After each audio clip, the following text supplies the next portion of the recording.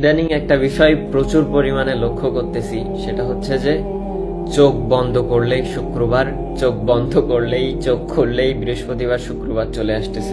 এই কথা যে আমি একা বলতেছি বিষয়টা এমন না, অনেকের পোস্ট দেখলাম, বিষয়টা মোটেও কাকতালীয় না। আমি নিজেই অনুধাবন করতেছি কিভাবে কিভাবে যেন দিন কেটে যাচ্ছে।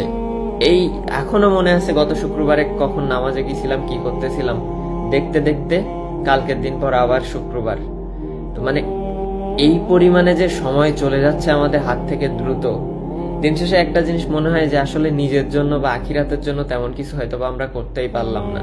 দুনিয়াবি চিন্তাধারা, এটা যাকেই বলি না কেন, আমি নিজেও দুনিয়াবি চিন্তাধারা বাদে আর কোনো কিছুই নেই। জানি না কি হবে, আল্লাহই ভালো জানে।